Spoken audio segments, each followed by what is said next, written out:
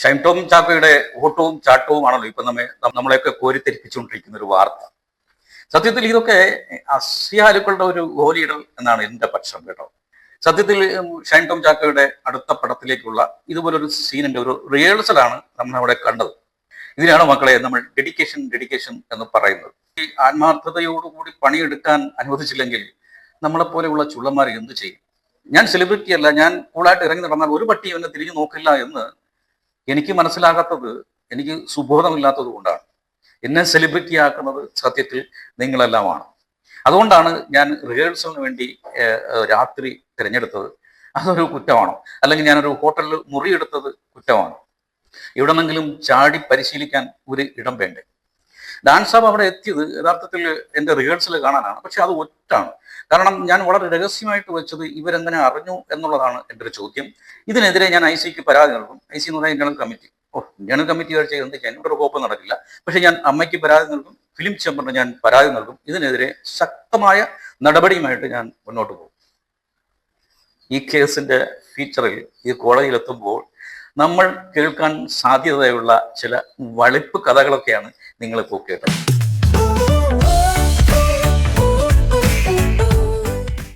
എനിക്ക് ഷൈൻ ടോം ചാക്കോയോട് ഉള്ള റിക്വസ്റ്റ് എന്ന് പറഞ്ഞു കഴിഞ്ഞാൽ, നിങ്ങൾ പരാതി കൊടുക്കുമ്പോൾ നമ്മുടെ CPIM MP A റഹീമിനോട് ഒരു പരാതി കൊടുക്കണം. കാരണം അദ്ദേഹം എന്തോ തെറ്റിദ്ധരിച്ചതുപോലെയാണ്.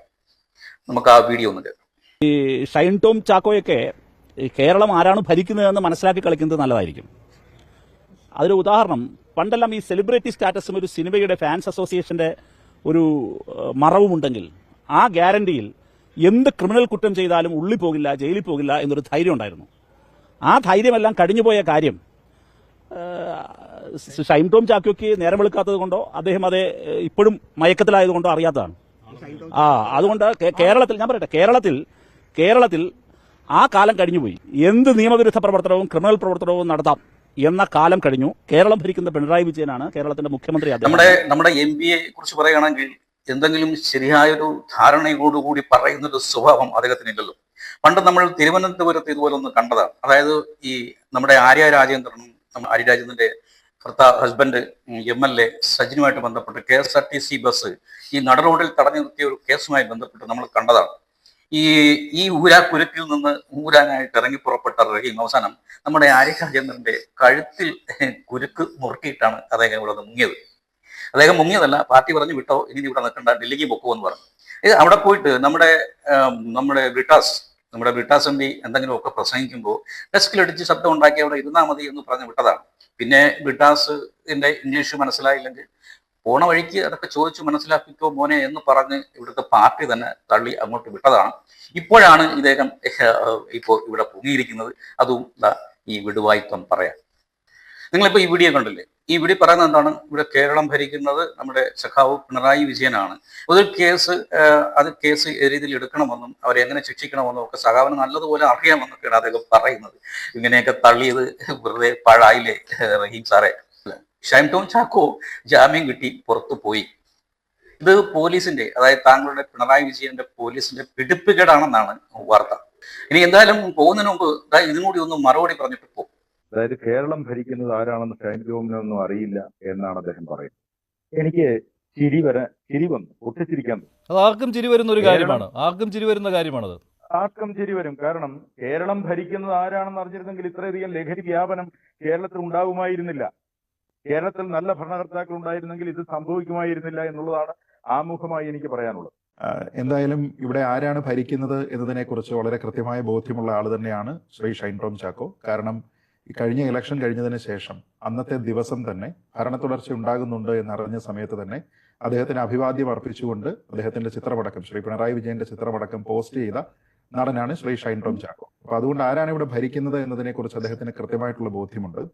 ഇനി ശ്രീ റഹീം ഉൾപ്പെടെയുള്ള ആൾക്കാർ പറയേണ്ടത് ആ ബോധ്യമുള്ളത് കൊണ്ട് തന്നെയാണോ ഇങ്ങനെയുള്ള ബിഹേവിയർ ഇവരുടെ ഭാഗത്ത് നിന്ന് തുടർച്ചയായിട്ട് ഉണ്ടാകുന്നത് എന്നാണ്. കാരണം ഒരു കാര്യം കൂടിയുണ്ട്, കഴിഞ്ഞ മയക്കുമരുന്ന് കേസിൽ രക്ഷപ്പെടുത്തിയതാണോ എന്നുള്ള കാര്യം കൂടി പറയേണ്ടി വരും. അതെ, അതാണ് ഞാൻ പറയാൻ വന്നത്. ഇതിനെന്തെങ്കിലും പറഞ്ഞൊന്ന് പിടിച്ചു നിൽക്കണം. കാരണം പാർട്ടി ഇപ്പോ വെട്ടി നിരത്തലിന്റെ പാതയിലാണ്. ഈ വെട്ടുന്നത് കൈക്കോ കാലിനോ ആയാൽ നമുക്ക് എങ്ങനെയും പിടിച്ചു നിൽക്കാം. പക്ഷെ കഴുത്തിന് തന്നെ ആയാൽ എന്തു ചെയ്യും? അതുകൊണ്ട് സ്തുതി പാടലിൽ ഒട്ടും കുറവ് വരുത്തണ്ട. ഇതിനിടയിൽ നമുക്ക് ഷൈൻ ടോം ചാക്കയെ കുറിച്ച് വിട്ടുപോകണ്ട, നമുക്ക് അതുകൂടെ ഒന്ന് കാണാം. അവനെ മനഃപൂർവ്വം ഇതിൽ കുടുക്കിയിട്ടുള്ളതെന്നാണ് ഞങ്ങളുടെ നിഗമനത്തിലെത്തുന്നത്. എന്താണെന്ന് വെച്ചാൽ അവൻ ഇതൊന്നും ഉപയോഗിച്ചിട്ടുമില്ല, ഉപയോഗിക്കാറുമില്ല. വീട്ടിലൊക്കെ മാസങ്ങളോളം കൂടെ വീട്ടിലിരിക്കുമ്പോൾ സിഗരറ്റ് പോലും അവൻ വലിക്കുന്നത് ഞങ്ങൾ കണ്ടിട്ടില്ല. ബ്ലസ്സി വിളിച്ചിട്ട് ഒരു പുതിയൊരു പ്രൊജക്റ്റിനെ പറ്റി സംസാരിക്കാനെന്ന് പറഞ്ഞിട്ടാണ് ബ്ലസ്സി താമസിക്കുന്ന ലോഡ്ജിലേക്ക് ഇപ്പം പോയത്. ഈ വീഡിയോ കണ്ടപ്പോൾ നിങ്ങൾക്ക് മനസ്സിലായില്ലേ, ഇത് വളർത്തുഗുണത്തിന്റെ പ്രശ്നമാണ്. ഒരുപക്ഷെ ചിലരെങ്കിലും ഒക്കെ പറയാം, ഒരു അച്ഛൻ്റെ നിസ്സഹായാവസ്ഥയാണെന്ന് ചിലരെങ്കിലും ഒക്കെ പറഞ്ഞു വരാം. പക്ഷേ അദ്ദേഹത്തിന്റെ പിന്നീടുള്ള ഒരു പ്രതികരണമൊക്കെ എന്ന് പറഞ്ഞു കഴിഞ്ഞാൽ 15 കൊല്ലമായിട്ട് നമുക്ക് കേസ് നടത്തി പരിചയമുള്ള ആളാണ്, അതുകൊണ്ട് ഓലപ്പാമ്പെന്നും കാട്ടി നമ്മളെ വരട്ടണ്ട എന്നാണ് അദ്ദേഹം പറയുന്നത്. കേസ് നടത്തി 10 കൊല്ലം കേസ് നടത്തിയിട്ട് പരിചയമുണ്ട്. അപ്പൊ കേസ് എപ്പോഴാവണേന്ന് നമുക്കറിയാം. ഇങ്ങനെ കുറെ ഓലപ്പാമ്പുകളല്ലേ, അതൊക്കെ വരിട്ടാവും. അത് കഴിഞ്ഞിട്ട് കേസാകുമ്പോ നമുക്ക് വക്കീലിനായിട്ട് ബന്ധപ്പെടാം. ഇതിനേക്കാളും വളരെ കെങ്കേമമാണ് ഇദ്ദേഹത്തിന്റെ ഷൈൻ ടോം ചാക്കോയുടെ അനുജന്റെ പ്രതികരണം. നമുക്ക് അതുകൂടെ ഒന്ന് കേൾക്കാം. അത് കൊച്ചി റണ്ണ് കഴിഞ്ഞില്ലേ റൺ കൊച്ചി റണ്ണ്. ഇനി അടുത്ത കൊല്ലല്ലേ ഉണ്ടാവുള്ളൂ. ഇനി അടുത്ത കൊല്ലല്ലേ. അടുത്ത നടപടികൾ എന്താണ് ഇനി? അല്ല പോലീസുകാരുടെ അല്ല ജാമ്യത്തിന് വിടൂ. ആ കൊണ്ടുപോയിട്ടുണ്ടാവായിരിക്കാം. എന്ത് എന്നെ കൊണ്ടുപോയിട്ടുണ്ട്. ഞാൻ നിന്നിട്ടുണ്ട് 2 ആഴ്ച. അത് ഇവിടെയല്ല, പാലക്കാടാ, മനോമിത്ര. അവിടെ അന്വേഷിച്ചറിയാം. നിങ്ങളാരും പോയിട്ടില്ലേ ഡി അഡിക്ഷൻ സെന്ററിൽ? എന്നെ ഡി അഡിക്ഷൻ സെന്ററിലല്ല ഉണ്ടാക്കിയത്. ആക്ച്വലി മാനസികാരോഗ്യ കേന്ദ്രത്തിലാണ് ഉണ്ടാക്കിയത്. ഇദ്ദേഹത്തിന്റെ സംസാരവും ആക്ഷൻ കട്ടും ഒക്കെ നമ്മൾ കേട്ടാൽ ഇദ്ദേഹത്തെ ആരോ കുരുക്കി ഇപ്പൊ പീഡിപ്പിക്കുന്നു, ഇദ്ദേഹത്തിന്റെ ചേട്ടനെ ഇപ്പൊ ആരോ കുരുക്കി പീഡിപ്പിക്കുന്നു എന്നൊക്കെ നമുക്ക് തോന്നും. അത്തരത്തിലായിരുന്നു ഇവരുടെ അമ്മയുടെ പ്രതികരണം. ഇതൊക്കെ കേട്ട് കഴിഞ്ഞാൽ ഈ വളർത്തുഗുണത്തിന്റെ ദോഷമൊന്നല്ലാതെ മറ്റെന്താണ് നമുക്ക് പറയാൻ കഴിയുക? ഷൈൻ ടോം ചാക്കോയെ കുറിച്ച് നമ്മൾ വ്യക്തിപരമായി പറഞ്ഞാൽ അദ്ദേഹം ഒരു നടനാണല്ലോ.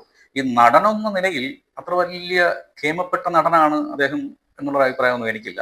മാത്രമല്ല വ്യക്തിപരമായിട്ട് എനിക്ക് അദ്ദേഹത്തെ അത്ര വലിയ ഇഷ്ടമുള്ളൊരു നടനുമല്ല. ഈ ഇഷ്ടപ്പെടാതിരിക്കാനുള്ള ഒരു പ്രധാനപ്പെട്ട കാരണം ഇദ്ദേഹത്തിന്റെ പല വീഡിയോകൾ നമ്മൾ ശ്രദ്ധിച്ചാൽ നമുക്ക് മനസ്സിലാവും. എല്ലാ സ്റ്റേജിലും ഇദ്ദേഹം വരുന്നത് ടക്സ് അടിച്ചിട്ടാണ്. അത് ടച്ച് അടിച്ചിട്ടാണ് വരുന്നതെന്ന് നമുക്ക് ഇദ്ദേഹത്തിന്റെ പെർഫോമൻസ് കണ്ടാൽ നമുക്ക് മനസ്സിലാവും. ഒരു വൾഗർ, അതൊരു കോമാളിയെ പോലെയാണ് അദ്ദേഹം ഈ സ്റ്റേജിലൊക്കെ പെരുമാറുന്നത്. നമുക്ക് അത്തരത്തിലുള്ള 1-2 വീഡിയോ നമുക്കൊന്ന് കാണാം. നാട്ടിലെ 3-4 എഞ്ചിനീയർമാരുടെ ജോലിക്ക് എന്തിനാ 3000 എഞ്ചിനീയറിംഗ് കോളേജ്? അതായത് ഒരു സബ്സ്റ്റൻസ് ഉപയോഗിക്കാത്ത ആളെയും ഒരു കലാബോധവും ഇല്ലാത്ത ആളുകളെയും നമ്മൾ ശ്രദ്ധിക്കണം. എന്റർടൈൻമെന്റ് ഇല്ലെങ്കിൽ ഭൂമിയുടെ അവസ്ഥ എന്താണെന്ന് അറിയണം. അല്ലെങ്കിൽ നാട്ടിലെ അവസ്ഥ തമ്മിലടിച്ച് ചാവും എല്ലാവരും. ഞാൻ ജനിച്ചു വളർന്ന സമയത്ത് വാറ്റുണ്ട് ഇവിടെ. കാട്ടിൽ മൃഗങ്ങളുടെ ഇറച്ചി കഴിക്കാറുണ്ട്. ഫ്ലൈറ്റിലും കുട്ടികളൊക്കത്ത് വെച്ചും തിയേറ്ററിലും സിഗരറ്റ് വലിക്കാറുണ്ട്. ഇദ്ദേഹത്തെ കൂടുതൽ പേരും വെറുക്കുന്നതിന്റെ പ്രധാനപ്പെട്ട കാരണം ഇതാണ്. ഇവരൊക്കെ നമ്മൾ ഇഷ്ടപ്പെടാത്ത, ഇതിന്റെ കൂട്ടത്തിൽ നമ്മുടെ ശ്രീനാഥ് ഭാസിക്കുണ്ട്. ഇവരെയൊക്കെ നമ്മൾ വെറുക്കുന്നതിന്റെ പ്രധാനപ്പെട്ട കാരണം ഈ കോമാളിത്തം കണ്ടിട്ടാണ്. ഇദ്ദേഹം ഇതിനു മുമ്പും ഈ ഡ്രഗ്സ് അഡിക്ഷൻ സെന്ററിൽ ഇദ്ദേഹം ചികിത്സ തേടിയിട്ടുള്ള ഒരാളാണ്.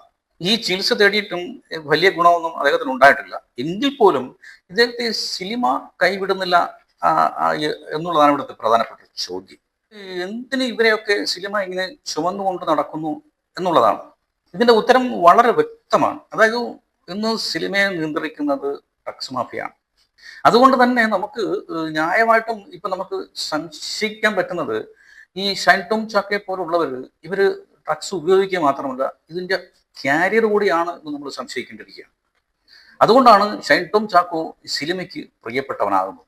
ഇത് എന്തുകൊണ്ട് പ്രിയപ്പെട്ടവനാകുന്നു? ഇതിൽ യഥാർത്ഥത്തിൽ ഈ മാഫിയയുടെ ഇടപെടലുണ്ട്. അല്ലാതെ ഇദ്ദേഹത്തിനേക്കാളും വലിയ കേമന്മാരായ നടന്മാര്, ചെറുപ്പക്കാരായ പിള്ളേർ ഈ സിനിമയിൽ ഇല്ലാത്തത് കൊണ്ടാണോ ഇവൻ ഇത്രയും ചാൻസ്? 2015 ഇതുപോലെ ഒരു കൊക്കൈൻ കേസ്, നമ്മുടെ ഈ ഷൈൻ ടോം ചാക്കോയോട് ബന്ധപ്പെട്ട ഒരു കൊക്കൈൻ കേസ് പോലീസ് പിടിക്കുകയുണ്ടായി. അത് കൊക്കൈൻ കേസ് കേരളത്തിൽ ആദ്യമായിട്ട് പിടിക്കപ്പെട്ട ഒരു കേസായിരുന്നു. പക്ഷേ വളരെ നിസ്സാരമായിട്ട് ആ കേസിൽ നിന്നൊക്കെ ഈ ഷൈൻ ടോം ചാക്കോ ഊരിപ്പോയി. അതിന്റെ പ്രധാനപ്പെട്ട കാരണം അന്ന് പോലീസ് കൊടുത്ത തെളിവുകളുടെ അഭാവത്തിലാണ് ആ കേസിൽ നിന്നും ഊരിപ്പോയത്. അതുപോലെയാണ് ഈ കേസിലും ഇപ്പോൾ ഷൈൻ ടോം ചാക്കോയ്ക്ക് ജാമ്യം കിട്ടിയത് പോലീസ് കൊടുത്ത തെളിവുകളുടെ അഭാവത്തിലാണ്. അതുകൊണ്ടാണ് ഞാൻ പറഞ്ഞത് ഈ സിനിമയെ നമ്മുടെ മാഫിയ, ഡ്രഗ്സ് മാഫിയ പിടിമുറുക്കിയിരിക്കുന്നു എന്ന് ഞാൻ പറഞ്ഞതിന്റെ പ്രധാനപ്പെട്ട കാരണം ഇതാണ്. ഒരു പോലീസും ഇവർക്കെതിരെ ഒരു നടപടിയും എടുക്കില്ല. അല്ലെങ്കിൽ ഡ്രഗ്സുമായിട്ട് ബന്ധപ്പെട്ട ഒരു കേസിന് നോട്ടീസ് കൊടുത്ത് വിളിച്ചു വരുത്താൻ ഇതെന്താ ഈ പാരസെറ്റമോളിന് കൊടുക്കുന്ന മരുന്നിനെ കുറിച്ച് ചർച്ച ചെയ്യാനാണോ? അതൊന്നും അല്ലല്ലോ. അതായത് നീ എന്തെങ്കിലും കഴിച്ചിട്ടുണ്ടെങ്കിൽ ആ പിടുത്തമൊക്കെ വിട്ടിട്ട് വന്നാൽ മതി മോനെ. അതിനു വേണ്ടിയിട്ടല്ലേ ഈ ഒരു നോട്ടീസ്. ഈ കഥയൊന്നും അറിയാതെ വെറും കോമാളിയാകുകയാണ് നമ്മുടെ IMB റഹീം. ഇതാണ് റഹീം സാറെ താങ്കളുടെ പിണറായി വിജയന്റെ പോലീസ്. അതുകൊണ്ട് ഈ വളിപ്പത്തനമൊക്കെ, ഈ ഉടായിപ്പത്തനമൊക്കെ താങ്കൾ അങ്ങ് വീട്ടിൽ പോയി താങ്കളുടെ കുട്ടികളോട് പറയുന്നതായിരിക്കും നല്ലത്. എന്തായാലും താങ്കളുടെ ഇരട്ടച്ചങ്കൻ മുഖ്യമന്ത്രി വിചാരിച്ചാൽ കേരളത്തിൽ ഇതിനെന്തെങ്കിലും അറുതി വരുത്താൻ പറ്റും എന്ന് ഞാൻ കരുതുന്നില്ല. ഇതിന് ഒരു പരിധി വരെയെങ്കിലും അറുതി വരണമെങ്കിൽ നമ്മുടെ മോദി, നമ്മുടെ പ്രധാനമന്ത്രി വിചാരിക്കണം. അതുകൊണ്ട് ഒരവസരം BJP കൂടി നമുക്ക് കൊടുക്കാം സാറേ. നമുക്കൊന്ന് നോക്കാം എങ്ങനെ വരുമെന്ന്. ഇപ്പോ ഈ ഷൈൻ ടോം ചാക്കോയ്ക്കെതിരായി പരാതി കൊടുത്തിട്ടുള്ള വിൻസി അലോഷ്യസിന്റെ കാര്യവും കട്ടപ്പോകയാണ്. ഈ നടിക്ക് പറ്റിയത് അബദ്ധം എന്താണെന്ന് അറിയാമോ? ഈ ICയിലെ ചില അമ്മച്ചിമാരെ വിശ്വസിച്ചുകൊണ്ട് ഇവരൊരു കേസുമായി ഇറങ്ങി പുറപ്പെട്ടതാണ് ഈ നടിക്ക് പറ്റിയത് ഏറ്റവും വലിയൊരു അബദ്ധം. അമ്മയല്ല, ഫിലിം ചേംബർ അല്ല, ഇനി ഏത് പൊന്നു തമ്പരാൻ വിചാരിച്ചാലും ഇവിടെ ഒരു പുല്ലും സംഭവിക്കാൻ പോകുന്നില്ല. ഷൈൻ ടോം ചാക്കോ ഇനി ഈ സിനിമയിൽ തുടരും. ഈ പുറത്തു പോകാൻ പോകുന്നത് വിൻസി, അത് താങ്കൾ തന്നെയായിരിക്കും. ഇനിയിപ്പോ ഈ അമ്മയും, അത് പെറ്റമ്മയായാലും പോറ്റമ്മയായാലും ഫിലിം ചേംബർ ആയാലും, ഇവർ പറയാൻ പോകുന്നത് കോടതി ശിക്ഷിക്കുന്നത് വരെ ഷൈൻ ടോം ചാക്കോ കുറ്റക്കാരനല്ല, പാവമാണ്, പുണ്യമാണ്, പൊന്നാണെന്നൊക്കെ ആയിരിക്കും. അതിനൊക്കെ കുട പിടിക്കാൻ ഇവിടെ മാലാ പാർവതിയെ പോലുള്ള നടികളും ഇവിടെ സജ്ജമാണ്. കൊച്ചെ വിൻസി അലോഷ്യസെ, താങ്കളാണ് ഇവിടെ പുറത്തു പോകാൻ പോകുന്നത്. പോയതിന് ശേഷം സൈബർ അറ്റാക്ക് കൂടി വരാതിരിക്കാൻ പ്രത്യേകം ശ്രദ്ധിക്കുക. അതിന്റെ കാരണം സിനിമയെ നിയന്ത്രിക്കുന്നത് സിനിമാക്കാരല്ല, മറ്റു പല ശക്തികളുമാണ്. മറ്റൊരു വീഡിയോയുമായി വീണ്ടും കാണാം. Good bye.